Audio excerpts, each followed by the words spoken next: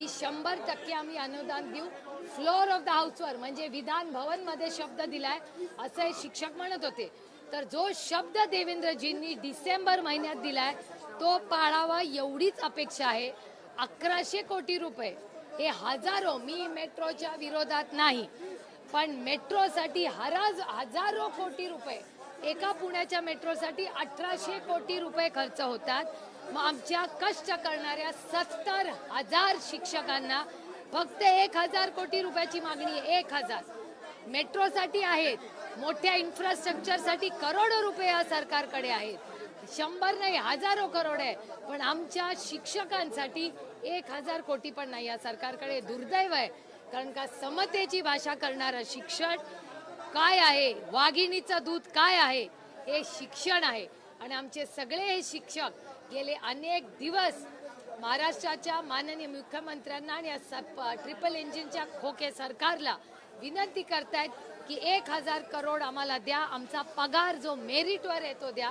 पण हे सरकार डिम्मा हालत नाहीये, यांच्याकडे 50 खोके एकदम ओके, एक सरकार पाडायला 50 खोके गुणिले 40, 2000 कोटी रुपये, म्हणजे 2000 एक सरकार, 2000 दुसरा पक्ष, म्हणजे 4000 कोटी रुपये यांच्याकडे सरकार पाडायला आहे।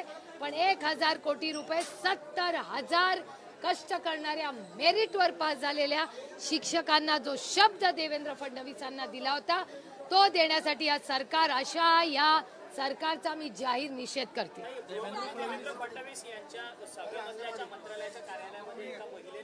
अहो, या सरकारमध्ये गृहमंत्री असुरक्षित, पोलीस असुरक्षित, मला असं वाटतं या सरकारचा तातडीने यांना बरखास्त करून महाराष्ट्रात तातडीने इलेक्शन लावलं पाहिजे। मी ट्विट केलंय त्याचं, मी वर्तमानपत्रात ती बातमी वाचली आणि मी तातडीने ट्विट केलेलं आहे। आणि पुण्याच्या पूर्ण पोलीस यंत्रणा आणि या राज्याच्या गृहमंत्र्यांनी उत्तर दिलं पाहिजे की हा सामूहिक बलात्कार जर झाला असेल तर त्याची पारदर्शकपणे कुणाचाही वशिला दबाव न होता त्याची इन्क्वायरी, आणि या महाराष्ट्रात कळलं पाहिजे की हा सामूहिक बलात्कार झालाय का, झालाय तर कोणी केलाय, आणि त्याची इन्क्वायरी झाली पाहिजे। महिला सुरक्षितता हा एक गांभीर्याने मोठा प्रश्न या राज्यात झालेला आहे। सातत्याने रोज वर्तमानपत्र उघडलं की कुठल्या ना कुठल्या महिलेवर अत्याचार झालेला दिसतंय। मग हे सरकार करते तरी काय? अहो, या सरकारने ती स्कीम सुरू केली, महिला तुमच्याच चॅनलवर सांगतात नको तुमचे 1500 रुपये, आम्ही 2000 रुपये देतो, पण आमच्या लेकी सुरक्षित ठेवा। हे मी म्हणत नाहीये, तुमच्या सगळ्या चॅनलवर या राज्यातल्या महिला बोलतात।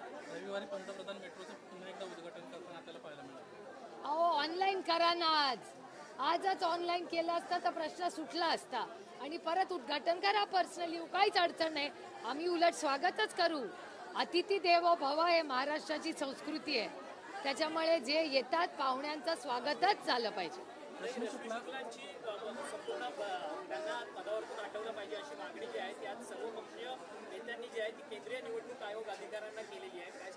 हे खूप दुर्दैव आहे, कारण का पोलिसांबद्दल मला सार्थ अभिमान आहे, त्या वर्दीचा सार्थ अभिमान, पण या सगळ्यांनी त्या वर्दीचा खेळ खंडोबा करून ठेवलाय। देवेंद्रजी ज्यांच्याकडून मला खूप अपेक्षा होत्या, त्या देवेंद्रजी जे गृहमंत्री आहेत त्यांच्या हातात बंदूक, असा कुठल्या गृहमंत्र्याच्या हातात बंदूक असते? हे मिर्झापूर टीव्ही सिरियल नाही, हे वास्तव आहे। आणि या छत्रपतींच्या, शाहू फुले आंबेडकरांच्या महाराष्ट्रात ते गृहमंत्री आहेत, त्यांच्या हातात बंदूक दिसते। त्याच्यानंतर माननीय मुख्यमंत्र्याचे पोस्टर, त्याच्यामध्ये ज्या वर्दीचा मान सन्मान आम्ही करतो त्या वर्दीची टोपी, त्याचा पोस्टर तुम्ही करताय, काय चेष्टा लावून ठेवली आहे पोलीस यंत्रणेची। अहो, जन्मापासून आम्ही त्या पोलिसांना बघितलंय, पोलीस म्हणजे आमचा अभिमान आहे, आमचा स्वाभिमान आहे। आम्ही दिल्लीत भाषण करताना अभिमानाने सांगतो की या देशातले सगळ्यात चांगले पोलीस कुठे आहेत, तर ते आपल्या महाराष्ट्रात आहे। आणि या सगळ्या भारतीय जनता पक्ष आणि त्यांच्या मित्र पक्षांनी आमच्या कष्ट करणाऱ्या, मेरिटवर पास होणाऱ्या पोलिसांची चेष्टा केलेली आहे, दुर्दैव आहे, आणि अशा सरकारचा मी जाहीर निषेध करते।